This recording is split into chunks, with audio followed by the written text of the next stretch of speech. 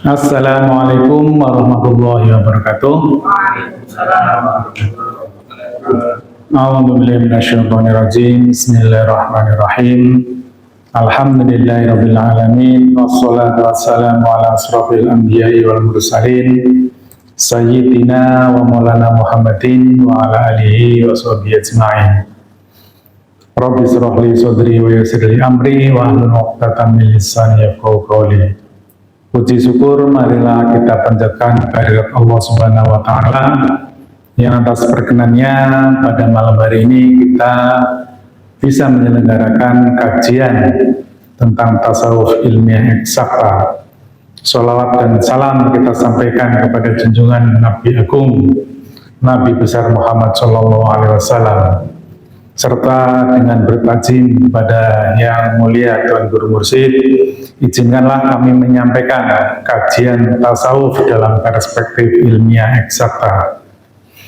Terlebih kami ucapkan terima kasih kepada DKM Masjid Al-Ikhlas Japos yang berdomisili di wilayah Pondok Aren, Tangerang Selatan.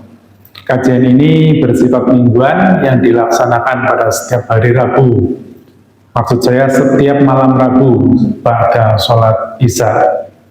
Baiklah, kajian kali ini adalah sesuatu yang sangat penting terkait dengan diri kita sendiri, yaitu perjalanan jiwa atau nafas atau diri atau kesadaran. Perlu kami sampaikan bahwa kami adalah penganut tarekat arwah yang tergabung dalam majelis zikir tarekat Naqsabandiyah Kholidiyah Nusantara, yang pada intinya tarekat arwah adalah laku atau praktek memperjalankan ruh atau jiwa kita di alam ruhani, di alam akhirat ketika kita masih hidup di dunia ini. Mungkin kata-kata saya cukup bombastis gitu ya, karena pemahaman ini nyaris tidak pernah diungkap gitu. Namun di ilmu pengetahuan hal ini sesungguhnya sudah menjadi perbincangan yang cukup lama, sehingga lahirlah apa yang dinamakan konsep paralel multiverse, bahwa dunia ini adalah satu kesatuan yang universe, yang berlapis-lapis. Ada alam sadar, alam bawah sadar, kemudian akhirat adalah alam metafisika, dan itu berlapis-lapis, makanya disebut dengan metaverse. Dunia dan akhirat ada dalam satu kesatuan, itulah yang disebut dengan metaverse bersatu dengan universe, sehingga menjadi paralel multiverse. Dunia dan akhirat berjalan secara bersamaan. Sebagaimana kita tahu bahwa diri kita itu adalah terdiri dari jasmani dan rohani. Namun sesungguhnya siapa diri kita yang sesungguhnya? Kita tahu diri kita berasal dari tanah, tentu akan kembali ke tanah. Tetapi ruh kita berasal dari alam qadim, alam akhirat, dan dia merupakan tiupan Tuhan yang tentu akan kembali kepadanya. Ini saya kira yang akan menjadi pokok bahasan kita yang paling utama. Sebelum sampai ke sana, mari coba kita merefleks lagi atau kita merefleksi diri. Ketika kita lahir itu sesungguhnya komposisinya seperti apa? Bahwa bayi lahir itu pada intinya terdiri dari jasad dengan ruh. Agar mudah pembahasannya, kita mulai dulu dari jasad. Bahwa jasad itu berasal dari materi dunia, yaitu dari tanah. Ada banyak ayat yang menyebutkan tentang hal itu. Ada yang menyebut dari tanah kering, tanah hitam, dan lain sebagainya. Tetapi intinya dari tanah. Sehingga kausalitasnya pun kausalitas materi, maka dia akan kembali ke tanah.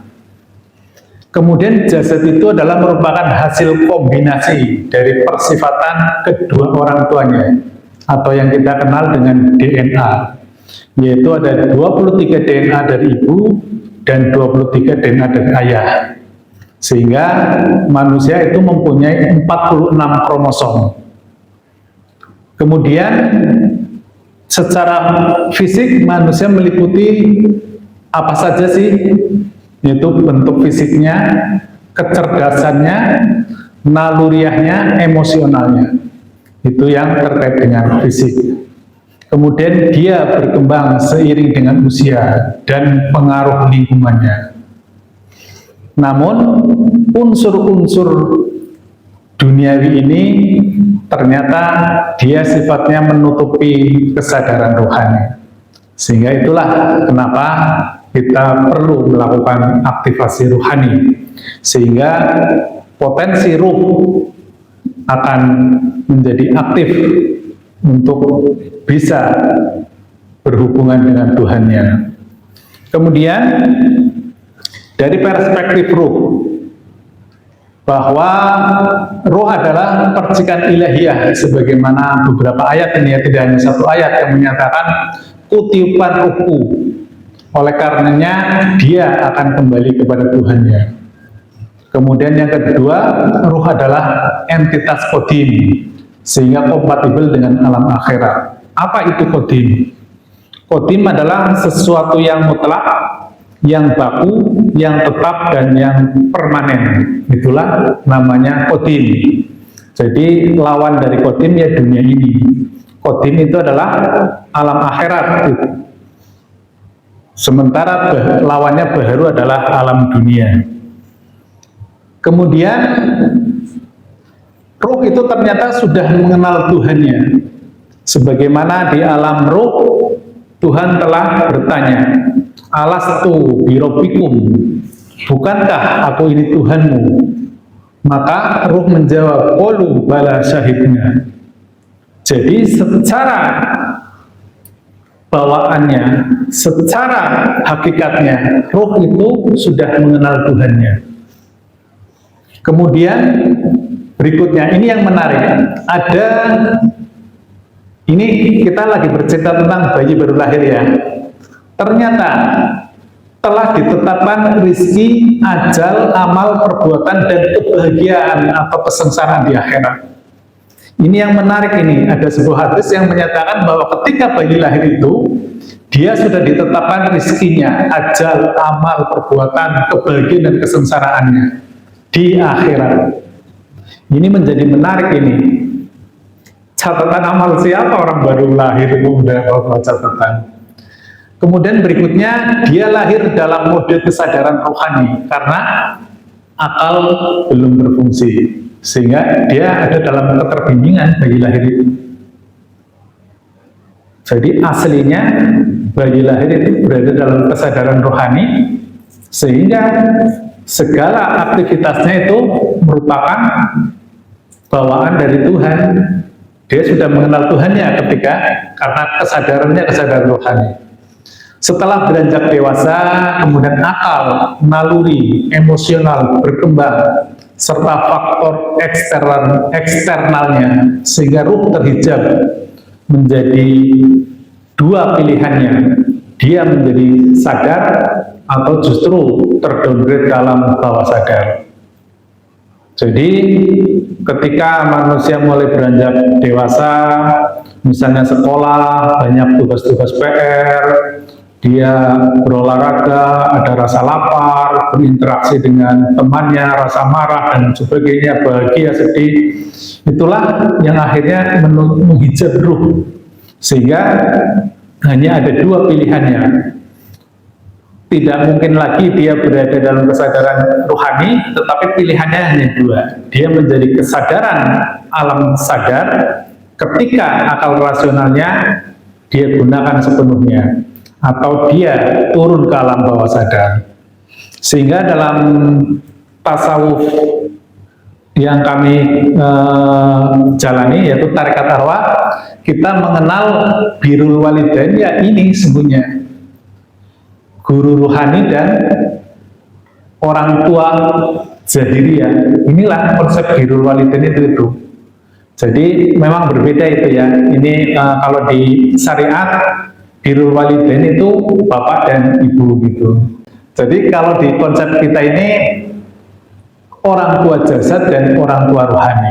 Orang tua jasad dia yang menurunkan sifat-sifat fisiknya, Orang tua rohani, dia yang menghidupkan kembali, mengaktifasi potensi rohani kita. Itulah konsep birrul walidain dalam perspektif tarekat arwah. Bahwa hakikat manusia sesungguhnya itu adalah diri itu sendiri. Diri atau jiwa atau nafas atau kesadaran. Jadi hakikat manusia itu adalah kesadaran dirinya. Dia ada di level mana, dia ada di dalam posisi mana, itulah sesungguhnya. Jadi yang bahagia juga jiwanya, yang sedih jiwanya, yang merasakan kesakitan jiwanya, yang merasakan bangga, senang dan sebagainya itu adalah jiwanya. Yang lain ya hanya misalnya tubuh ya hanya merasakan kausalitas tubuhnya ya, walaupun itu semuanya akan mempengaruhi jiwa. Jadi hasil akhirnya adalah jiwa. Misalnya tubuh disakiti, ada orang yang lebih lebih tidak tahan dengan sakitnya jasad, misalnya sakit gigi itu kan, ada orang yang sakit gigi lebih tahan daripada sakit hati gitu. Ada yang seperti itu.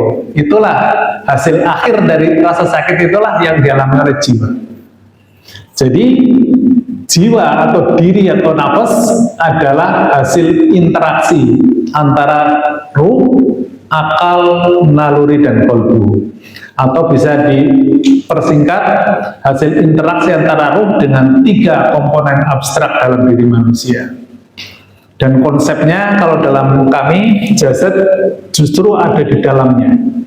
Jadi yang mengendalikan utamanya adalah kita kesadaran. Kalau kita tidak punya kesadaran, maka jasad kita tidak bisa kita kendalikan. Misalnya saat kita tidur, saat kita mabuk, saat kita pingsan, dia tidak bisa mengendalikan jasadnya. Jadi yang mengendalikan sesungguhnya ininya. Misalnya orang gila gitu ya, jasadnya memang bisa kemana-mana, tetapi kan tidak dikendalikan, tidak terkendali oleh ini. Nah, ketika yang menjadi dominan adalah ruh, itulah yang namanya alam atas sadar. Dia berada di dalam kesadaran tertinggi. Seperti apa sesungguhnya kesadaran atas sadar? Yaitu ketika kesadaran dia sudah berada dalam posisi zero. Dia sudah tanpa preferensi, not hasrat, not belonging, tidak ada kepemilikan. Tapi bukan berarti tanpa usaha, bukan ya, ini mohon dipahami, ini kesadaran. Kesadaran istilahnya nilai akhirnya ya. Kesadaran itu nilai akhirnya, jadi kondisinya, kondisionalnya itu seperti ini. Dia ketika kesadaran ruh berarti posisinya seperti ini. Dan ketika yang dominan adalah akal rasional, maka ini yang disebut dengan alam sadar. Jadi yang mendominasi adalah akal. Namun faktanya manusia itu hanya 5-10% yang berada dalam kesadaran akal. Karena prinsipnya malas berpikir orang itu, inginnya yang instan, yang mudah, yang gampang-gampang. Jadi orang juga malas itu. Kemudian yang paling bawah adalah kesadaran bawah sadar, itu yang didominasi oleh naluri. Jadi seperti naluriya, syahwat, kemudian ya keinginan-keinginan yang sifatnya jasad itu. Dan 90-95% manusia berada di area ini. Inilah bahayanya. Jadi kemudian bagaimana membaca gambar ini nih ya? Ini kita secara umum kita bagi menjadi 2, yaitu batas titik-titik hijau ini adalah batas alam akhirat. Titik-titik hijau di bawah ini batas alam dunia. Jadi dari sini ke bawah ini adalah alam dunia, dari sini ke atas ini adalah alam akhirat. Dan dunia dibagi 2 menjadi alam materi dan alam imateri. Ini adalah alam fisika. Di sini yang berfungsi adalah akal empiris, sehingga kesadarannya alam sadar. Kemudian yang di bawah sadar ini adalah metafisika infra. Jadi seperti apa sih metafisika infra? Itulah yang biasanya kita mengenal dogma, afirmasi. Afirmasi itu semacam memberikan stressing atau penekanan kepada diri kita secara terus-menerus sehingga diri kita menjadi meyakini. Jadi ternyata bisa seperti itu. Apakah ini mirip dengan doa gitu kan, afirmasi. Kemudian law of attraction, hukum tarik-menarik, ini juga termasuk di dalamnya. Mimpi termasuk di sini ada jin, astral, mistis, memori, rasa, bahagia, derita, dan sebagainya. Makanya hati-hati juga kita di alam bawah sadar, karena orang beragama pun kalau yang menjadi orientasinya adalah ini, kebahagiaan, rasa-rasa ini, itu hati-hati juga, bisa-bisa kita masuk ke dalam alam bawah sadar. Kemudian ternyata alam metafisika infra ini, yang di bawah ini, kondisinya mirip dengan ini. Ini adalah alam metafisika ultra, karena sama-sama non-materi, non-ruang dan waktu. Hanya bedanya, kalau di sini tidak terlihat, ya, sama-sama metafisika, tetapi diliputi oleh naluria. Ini kuncinya ya. Kalau metafisika ultra, di sini sama-sama tidak terlihat, tetapi kita berada dalam kesadaran zero. Jadi yang membedakan hanya itu. Memang kalau dari luar kita tidak bisa melihatnya. Kemudian menariknya lagi, ternyata interaksi antara ruh, akal, naluri, dan kolbu itu sangat unik sekali. Jadi ruh itu ternyata bukan berada di alam dunia ini, karena dia tidak kompatibel, dia bukan materi, dia non-kausalitas materi, non-kausalitas ruang dan waktu. Jadi dia tidak mengenal ruang, tidak mengenal waktu, tidak mengenal materi. Jadi tidak mungkin ada di alam materi di dunia ini. Ini menariknya. Kemudian akal, ini kolbu sifatnya sebenarnya dia hanya apa ya? Hanya dia berinteraksi saja, tetapi penentunya adalah akal dan naluri. Ini hanya penyeimbang. Kolbu itu sebenarnya mirip dengan panca indera, tetapi indrawi di bagian dalam manusia. Itulah kolbu. Jadi ada indrawi yang pembaca virtual seperti panca indera. Kalau di dalam itu ini. Jadi peran utama sehingga tiga ini peran utamanya, ruh, akal, dan naluri. Dan akal ini kompatibel dengan alam fisika, alam yang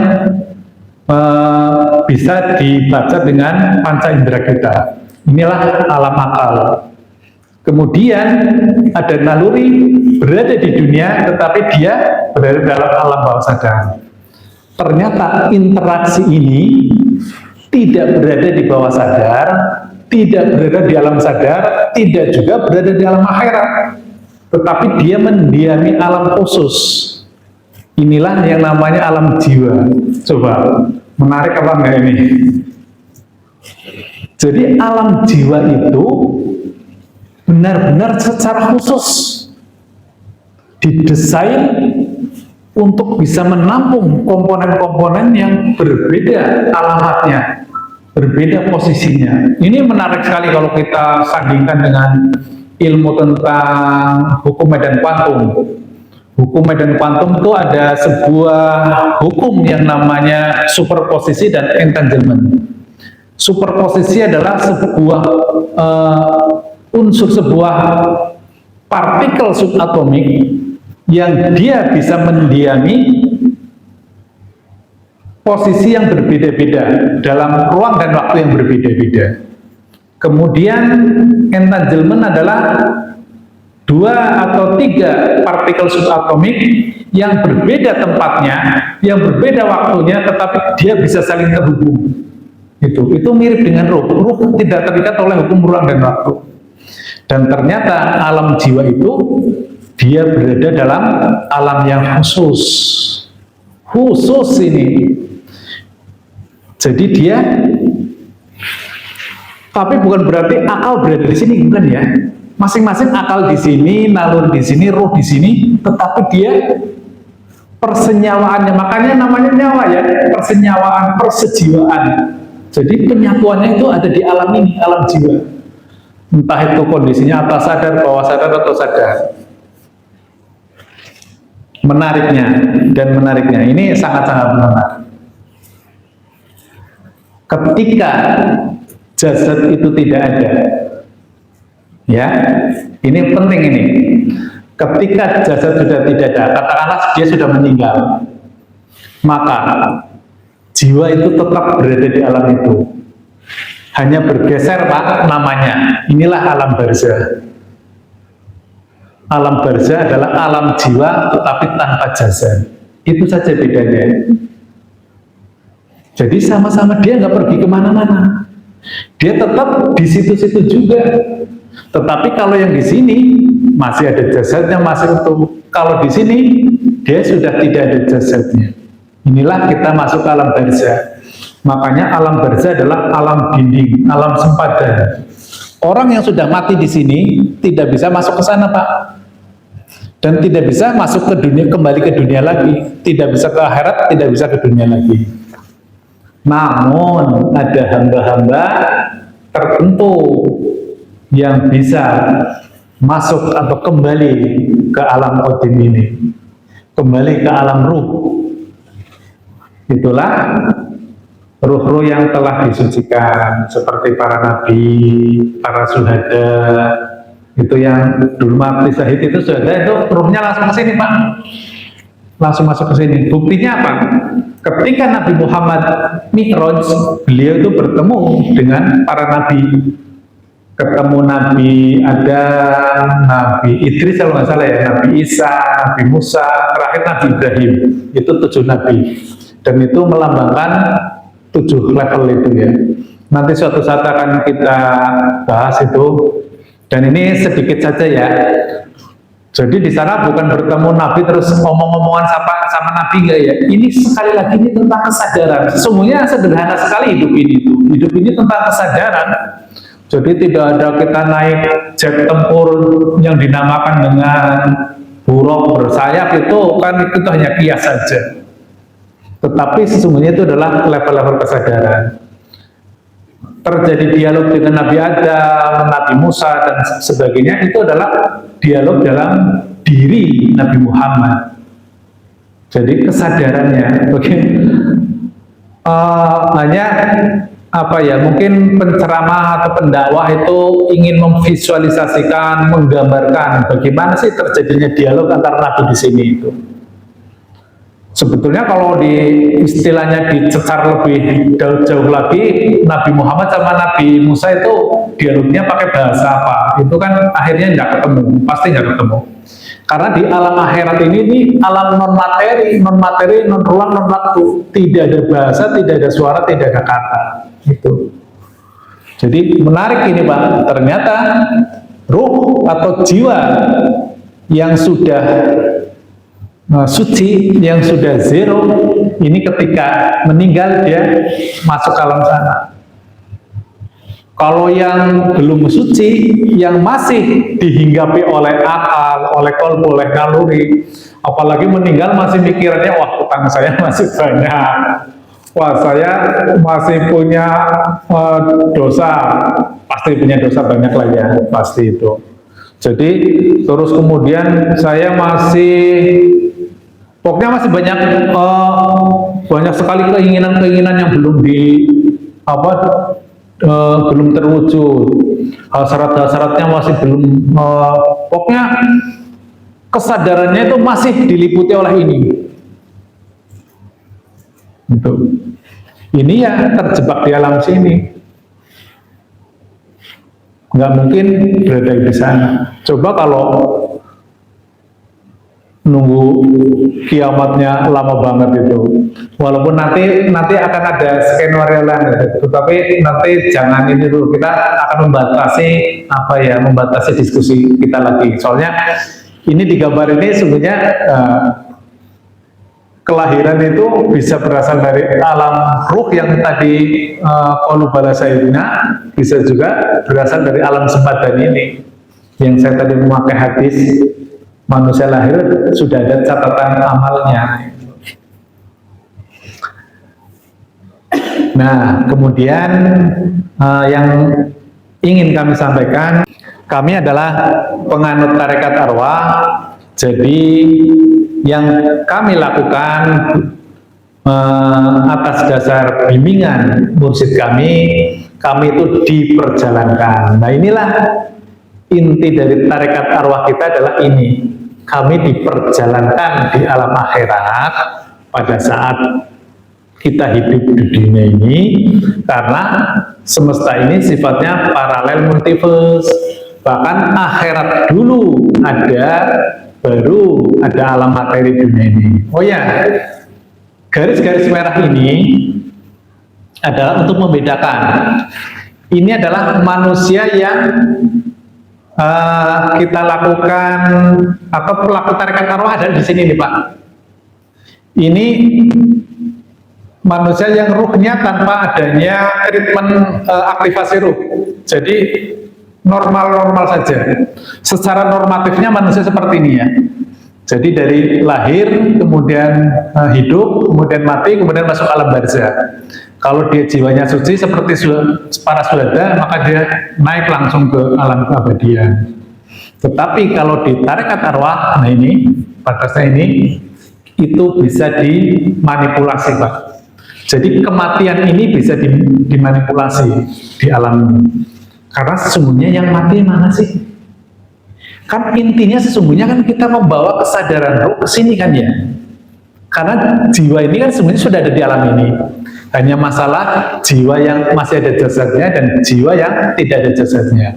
Tetapi prinsipnya kembali kepada Tuhannya kan naik ke sini. Orang yang sudah mati beneran di alam dunia yang ada di sini sudah jelas buktinya, yaitu para nabi dan para syuhada. Itu Nabi Muhammad ketemu pada saat Mi'raj itu. Maka skenario seperti ini sesungguhnya bisa ditiru. Itulah yang dilakukan oleh kami di tarekat arwah, yaitu kalau di sini harus mati jasadnya, kita itu hanya dimatikan ininya Pak, akalnya, naluri, dan rasanya itu. Itulah prinsip mutu qabla antam mutu. Ini sekaligus juga kami ingin menjelaskan, oh itu Pak Teguh Munajat itu suka ngarang-ngarang saja. Dari mana taunya ruh itu? Betul Pak, kita itu tidak tahu ruh. Jadi misalnya ada orang yang suka berceramah tentang wah ruh itu begini, ruh itu harus punya nama, ruh itu punya silsilah. Itu bohong Pak. Orang kita eksplorasi di ruang itu kok, dan kita tidak ketemu yang namanya itu. Karena ruh berada di alam akhirat, dia undeskripsi dan undefinisi. Ini urusan Tuhan. Tetapi ada tekniknya. Bagaimana cara kita tahu ruhnya? Yang jelas kalau ruhnya Pak Hadi pasti dibalik jasadnya Pak Hadi. Kan gitu ya. Ruhnya Mang Endang ya dibalik jasadnya Mang Endang. Tetapi untuk menentukan ruh itu adalah bagian dari kesadaran kita, bagian dari jiwa kita, bagian dari nafas kita. Itu prinsip utamanya. Sehingga kalau kita ingin tahu ruh, maka matikanlah ini, dan matikanlah ini. Tapi bukan berarti mati itu dimatiin itu bukan seperti itu ya, tetapi dinonaktifkan. Ketika akal dinonaktifkan, naluri dinonaktifkan, kolbu kita dinonaktifkan, itulah yang nanti yang akan muncul ruh. Treatment mematikan inilah yang namanya mutu qabla antam mutu Pak. Itu kami diperjalankan oleh mursyid kami itu seperti itu, sampai melampaui batas, sampai melampaui batas akal. Jadi akalnya sampai istilahnya sampai apa ya? Dia sampai putus, akalnya sampai putus, naluriahnya sampai putus, sampai melampaui. Biasanya rasa sakit sama naluri ini ya terkaitannya. Termasuk kalau kolbu berarti rasa kesedihan atau rasa-rasa seperti itu sampai batas tertentu. Ketika ini sampai putus, maka yang muncul adalah kesadaran ruh. Ininya tetap ada, unsur akalnya ada, unsur kolbunya ada, unsur naluriahnya ada, unsur ruhnya ada. Tetapi ini terkondisikan, ini di standby-kan, dinonaktifkan, sehingga yang aktif hanyalah ruh. Dia sudah masuki alam bawah sadar, sehingga bisa diperjalankan ke sini Pak. ketika kita masih hidup di dunia ini. Kita seringkali terlalu bombastis ya, kita membahas tentang akhirat itu. Ini semuanya sudah terjadi. Bagaimana Nabi Muhammad pada saat Isra Mi'raj bertemu dengan alam surga, neraka itu. Masa belum terjadi? Kalau belum terjadi berarti cerita doang dong Nabi Muhammad. Ya, beliau mengalami, beliau menyaksikan itu semua. Dan dia itu ya diperjalankan di alam itu. Jadi setelah aktivasi ruh, kita dipersambungkan dengan yang namanya tali wasilah. Inilah melalui apa? Kemudian kalau sudah bersambung, inilah Pak amalan-amalan kita. Kita zikir, suluk, ubudiyah. Zikir adalah kita mengenal zikir secara sir, yaitu bagaimana kita melakukan zikir, istilahnya menembak kolbu kita dengan lafaz Allah Allah Allah sampai itu menjadi kebiasaan dan otomatis. Memang kalau diceritakan wah itu menghayal gitu ya, enggak juga gitu. Kalau kita belajar tentang yang tadi saya bilang itu tentang partikel subatomik, itu sudah sekarang ilmu pengetahuan sudah mainnya di arah ini Pak. Jadi yang namanya realitas itu tidak hanya yang terlihat materi, sekarang realitas yang non materi itu sudah sangat dipelajari itu. Misalnya tentang energi kan juga non materi juga itu ya, energi, cahaya. Dan sekarang begitu ditemukan tentang fisika kuantum itu nyaris itu Pak, udah manusia udah mau mengeksplorasi ini ruh ini di ilmu pengetahuan. Dan Nabi Muhammad dan nabi-nabi yang lainnya sudah mempraktekannya, hanya beliau tidak bisa menceritakan karena teknologinya dulu belum ada istilah partikel subatomik. Di 14 abad yang lalu gimana Nabi akan menceritakan hal itu. Jadi inilah Pak kaifiat-kaifiat yang kita lakukan. Suluk misalnya, suluk kan sesuatu yang sekarang ditinggalkan, bahkan jangankan menjalankan suluk, terminologi suluk pun nggak pada tahu. Saya cerita di sini ada teman tetangga yang nanya, apaan itu suluk Pak Teguh itu? Padahal di sirwatonnya Gus Dur kan jelas itu. Zikir lan suluk jangan tilali. Suluk itu salah satu metodologi Pak, metodologi bagi seluruh nabi-nabi, seluruh para pencari Tuhan sebelum beliau-beliau itu mendapatkan pewahyuan, belum bisa tersambung ke alam ini. Itulah suluk itu. Sebelumnya suluknya bentuknya ya kholwat. Yang kita tahu di Gua Hiro itu Nabi Muhammad ya 6-7 tahun itu ya.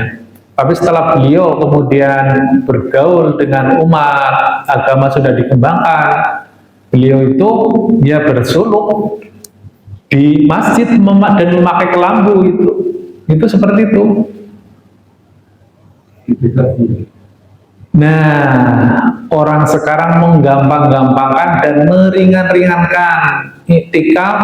Yang penting duduk di masjid sekian jam, terus sahur, terus pulang gitu ya. Kalau aslinya itu di kelambu Pak, berzikir itu. Nabi Muhammad itu berzikir di kelambu. Bahkan ada kisah yang Nabi Muhammad itu mengeluarkan kepalanya kemudian disisir sama Aisyah itu ya. Yaitu jendela kelambunya beliau ini mengeluarkan ininya. Jadi benar-benar ini Pak memungkinkan terjadi apa ya, loncatan-loncatan energi ruhani. Kalau cuma berdiam di masjid terus sambil ngopi sambil ini ya nggak akan mencari batas limit Pak. Saya bercerita seperti ini karena saya melaksanakan itu gitu.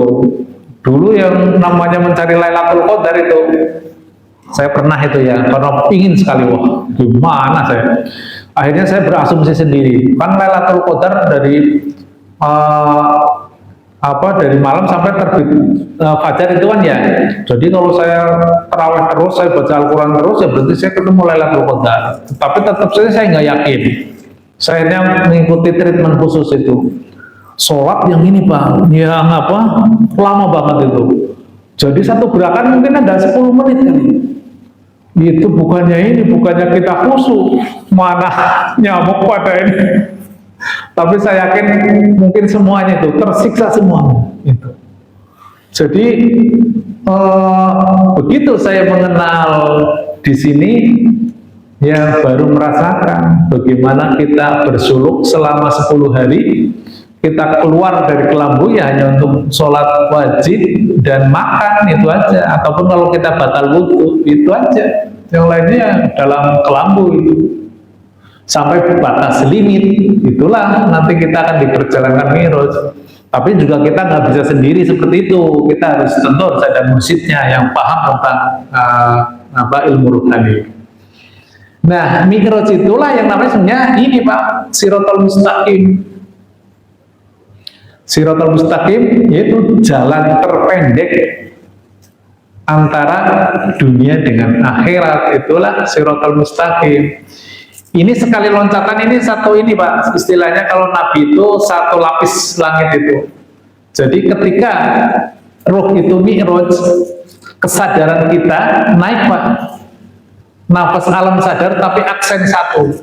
Kemudian naik lagi, nafas kita naik kesadaran aksen 2, aksen 3. Itu Nabi Muhammad selesai dalam waktu 1 malam. Karena itu beliau Nabi ya. Kalau kayak kita ya nggak seperti itu. Kita naik ke sini, jatuh lagi ke sini. Naik ke sini, jatuh lagi, masuk neraka lagi gitu. Itu ya kelas-kelas kita lah.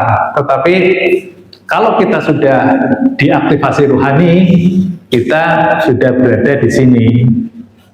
Jadi sesungguhnya perjalanan orang yang sudah ini ya, ini catatan pentingnya. Ketika jiwa kita sudah diaktifasi mutu belanta mutu, kita sesungguhnya hidup dalam konversi dunia akhirat itu. Jadi perjalanan ini berbangkit, mahsyar, pengadilan, surga neraka itu bisa dimanipulasi Pak. Sesungguhnya ini hari berbangkit apa? Kan membangkitkan rohani kita saja kan, apa bedanya? Kenapa nggak sesimpel itu kita? Memang guru saya itu cerdas sekali Pak. Guru saya itu seorang saintis ya. Dia lulusan ITS gitu ya. Beliau itu seorang saintis dan seorang spiritualis, sehingga apa ya, pinter itu ini apa ya, mengolah ini. Walaupun asalnya sih dari tarekat-tarekat yang sama semua, tapi beliau pinter sekali mengolahnya gitu ya. Jadi bagaimana mengkonversi ini menjadi seperti ini Pak, sehingga perjalanan akhirat dilaksanakan saat ini.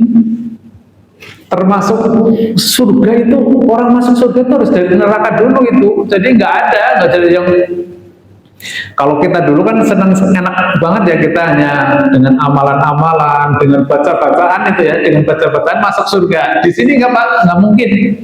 Untuk masuk ke surga harus di neraka dulu gitu. Bahkan untuk masuk berbangkit ya kita harus masuki alam barzah dulu. Jadi orang yang diaktifasi rohani ya semuanya merasakan, oh dari mana itu taunya itu alam barzah? Ya kita konfrontir aja dengan ayatnya. Tinggal baca ayat-ayat Al-Quran, alam barzah itu seperti apa, kita rasakan pada saat kita diaktifasi rohani. Ya sama persis. Kita masuk di alam berikutnya, kita berbangkit ya sama. Kita masuk pada mahsyar, kita masuk neraka, ya sama juga seperti itu.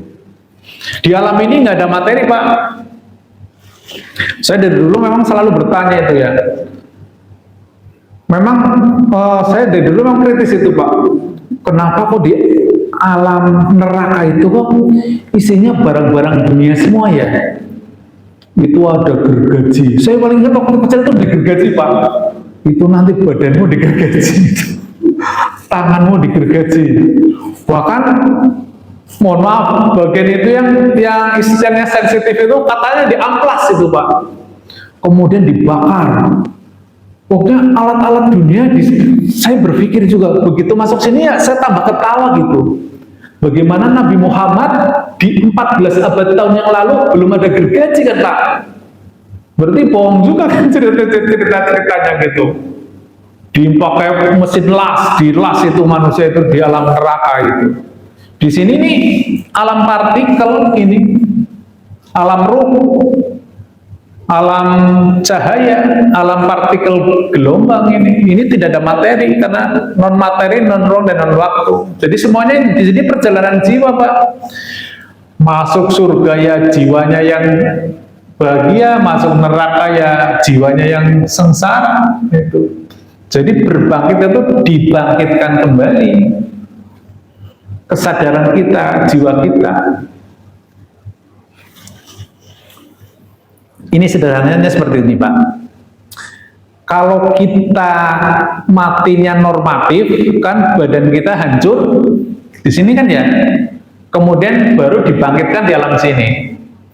Sekarang ini, kalau jasad kita dimatikan mutu, qobla anta mutu, ya sama juga kan bangkit juga ruhnya.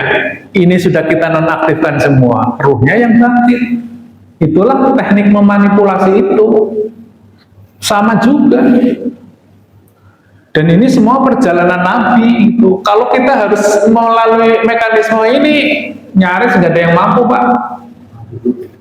Bagaimana kita misalnya manrob buka, siapa Tuhanmu? Man nabiyuka, siapa nabimu? Kan dua pertanyaan itu ya. Memang yang jawabnya kita pakai apa? Begitu di alam ini ya ininya udah lumpuh, Pak. Mana bisa mengingat itu. Nanti akan saya carikan ada ayat-ayatnya yang bagaimana ketika jiwa itu ketika jasad itu mati, ketika manusia tertidur, jiwa itu ada di mana. Saya kebetulan saya membuat konten itu ya, karena banyak penceramah-penceramah kondang yang menyatakan bahwa kullu nafsin dha'iqatul maut, setiap jiwa itu akan merasakan mati. Tetapi kebanyakan para penceramah itu kurang jeli itu. Jadi dianggapnya setiap jiwa itu pasti mati, padahal dia hanya merasakan kematian.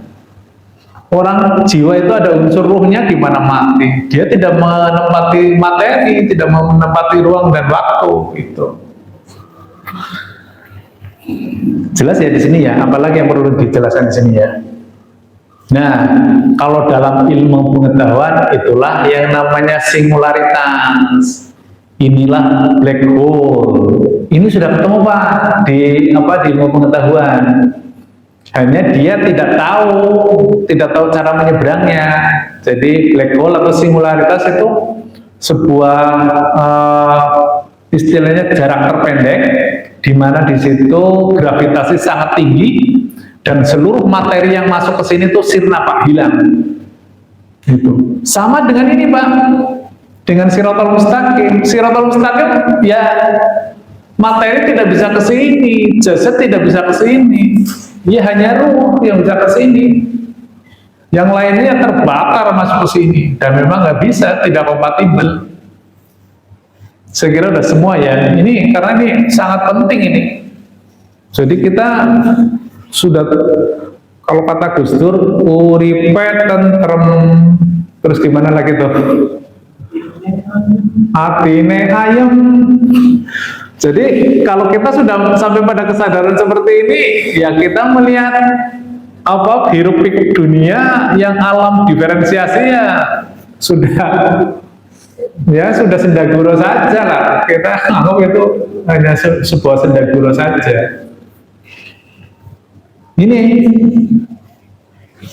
hakikat sesungguhnya manusia adalah kesadaran. Al-Isra 985 ya. Ini ayat yang paling ini. Mereka bertanya kepadaku tentang ruh. Katakanlah, ruh itu termasuk urusan Tuhanku. Sedangkan kamu tidak diberi pengetahuan kecuali hanya sedikit. Ruh itu termasuk urusan Tuhanku. Maka kalau berurusan dengan Tuhan ya mesti dengan ruh. Kan gitu saja. Jadi anggap saja kita nggak tahu ruh itu, tetapi di dalam jiwa ada unsur ruh, tinggal yang lainnya aja dimatikan, kolbu matikan, akal matikan, naluri matikan, yang keluar ya tinggal ruh, itu saja. Sesederhana itu rumusnya gitu, jadi logis sesungguhnya. Kemudian ruh yang kembali kepada Tuhan yang seperti apa? Ya ayat Tuhan nafsul mutmainnah, irji'i ila rabbiki radiyatan mardiyah. Jadi Nafas ini Pak, di sini jiwa. Jiwa itu adalah nafas, nafas yang mutmainnah. Yang masuk surga itu nafas yang mutmainnah. Oh, ketemu bidadari 70. Gimana nafsul mutmainnah? Nafsul mutmainnah itu nafsul yang sudah tanpa preferensi, not belonging, sudah zero. Masa masih menghayalkan tentang bidadari di surga, tentang madu, susu, tentang perhiasan. Masa seperti itu? Itu semua barang-barang alam bawah saja. Itu kias. Di alam akhirat nggak ada barang-barang itu adanya barang di dunia ini. Kan hayalannya para itu kan, wah itu nanti makan tetapi tidak membuang kotoran gitu kan ya. Pertanyaannya makanannya dari mana itu? Bahan makanannya dari apa? Blunder semua Pak kalau dikejar seperti itu. Tetapi kalau itu adalah kesadaran, ya selesai. Kesadaran nggak perlu makan madu, minum susu, itu ya nggak perlu, apalagi bidadari. Ada yang lucu lagi penceramah, ibu-ibu jangan cemburu ya. Jadi merasa itu di surga itu rame-rame itu, sama keluarganya, sama anaknya, nanti istrinya cemburu lihat bidadari yang cantik-cantik gitu. Itu dari hayalannya lucu. Akhirat itu tentang diri sendiri Pak. Akhirat itu tetap perjalanan tentang diri sendiri. Tidak ada kita, misalnya, walaupun saya sama istri saya sama-sama bertorikot, itu ketika kita dalam kelambu ya sendiri-sendiri, alamnya sendiri, perjalanannya sendiri. Bahkan di dunia ini perjalanan saya dan istri saya sendiri-sendiri Pak. Hanya kita kausalitas duniawinya ya, saya sebagai suami ya bagaimana saya harus berinteraksi dengan istri, hak dan kewajiban sifatnya duniawi, tetapi ruh kita ya beda-beda. Bagi saya istri saya, anak saya, cucu saya, ayat-ayat saja bagi saya gitu. Yang nyata hanyalah diri saya sendiri. Karena kita diperjalankan di alam itu. Dan istri saya juga nggak marah. Saya di mata istri saya juga, saya ayat-ayatnya dia gitu. Nah, ini yang sering sekali para pendakwah itu kurang cermat. Kalau saya karena banyak sekali penceramah-penceramah tingkat nasional itu yang memaknai ini kullu nafsin dha'iqatul maut itu. Nah, ini dulu ya.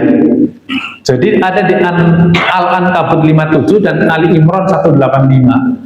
Padahal di sini yang kullu nafsin dha'iqatul maut itu artinya setiap yang bernyawa pasti akan merasakan kematian. Jadi bukan hanya merasakan kematian, merasakan kesedihan, merasakan kebahagiaan, merasakan puas. Itu semuanya ya jiwa.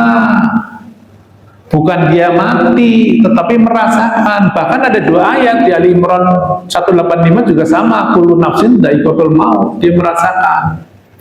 Tetapi pastinya tidak akan mati. Ada di Al-Imran 145. Ini wa makana li nafsin antamuta illa biidznillah kitaban muajjala. Mohon maaf itu saya kalau bahasa Arab itu agak ini Pak, nggak fasih. Nggak saya kayak Bang Nang, kalau Bang Nang itu dari pesantren lah itu jadi fasih dia. Cobanya artinya Pak, setiap yang bernyawa ini sama-sama nafas ini Pak, sama-sama di sini juga nafas. Tidak akan mati, gitu. Tidak akan mati kecuali dengan izin Allah. Yaitu kalau Allah menghendaki ya lain ceritanya. Tetapi tidak akan mati. Yang dibawa kullu nafsin dha'iqatul maut itu hanya merasakan kematian. Itu. Makanya orang di surga juga abadi, di neraka bisa abadi itu karena di sana tidak ada ruang dan waktu. Itu secara ilmu pengetahuan gampang sekali. Entitas yang non kausalitas materi, non kausalitas ruang dan waktu pasti dia abadi, tidak ada tanggal lahirnya dan tidak ada tanggal kematian. Ini jelas ya? Tapi ini nanti tanyanya banyak ini Pak Gun ini. Ini Pak Al-Baqarah 94. Katakanlah, ini dalam kurung Nabi Muhammad. Arti dalam kurung Nabi Muhammad itu apa Pak? Itu tafsir mufasir itu. Kalau di tarekat kita nggak pakai Pak dalam kurung ini.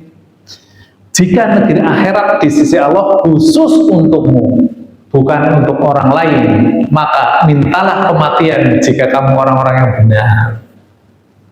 Itu kalau orang sudah berani lah, udah aku mati saja, tetapi matinya bukan mati bunuh diri kemudian ya.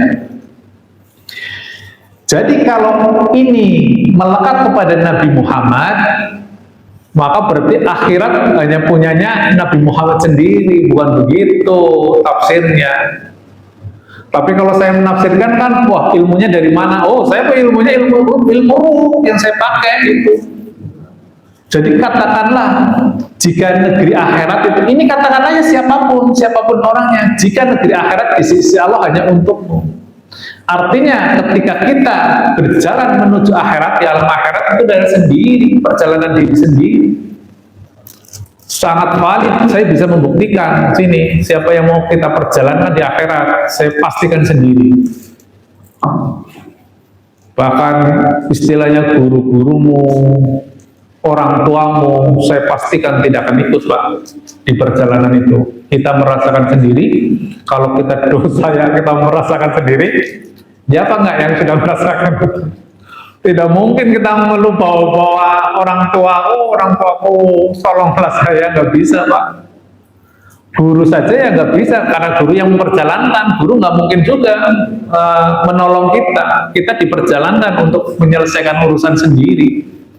Jadi urusan akhirat, perjalanan ke negeri akhirat itu perjalanan diri sendiri. Jangan berhayal di surga sama anak, sama istri gitu. Itu kausalitas duniawi, kausalitas materi, itu masih perspektif alam bawah sadar. Kalau beragama di alam atas sadar ya sudah tidak ada hal-hal yang sifatnya material seperti itu. Sudah tidak ada kebanyakan doa seperti itu orang kita tentang diri sendiri. Nah, ini menarik ini Pak. Quran surat Az-Zumar 42. Allah menggenggam nyawa atau jiwa, ini sama ya, persenyawaan, persejiwaan atau nafas, itu kan anfus juga kan di sini. Allahu yatawaffal anfusa. Nah, ini sama, teksnya itu semuanya sama, nafas semua. Ini saya ulangi lagi ya, Allah menggenggam Pak, menggenggam jiwa manusia pada saat kematiannya. Nah, coba. Ini kalau orang pemain ruh paham banget. Jadi jiwanya itu dipegang Pak. Itulah di alam barzah pada saat kematiannya. Ya pasti nggak mati jiwanya. Yang mati adalah jasadnya. Dan yang belum mati ketika dia tidur. Itu Pak. Makanya tidur adalah kematian kecil. Itu jadi dipegang jiwa kita sama Tuhan ketika kita mati dan ketika kita tidur. Jadi ini urusan roh, bukan spekulatif, bukan asumtif, bukan tafsir. Ngapain pakai tafsir? Kita alami saja itu. Di kita tuh ilmu praktek Pak, nggak ada tafsir-tafsiran. Nggak perlu tafsir memang, untuk apa? Al-Quran itu dialami.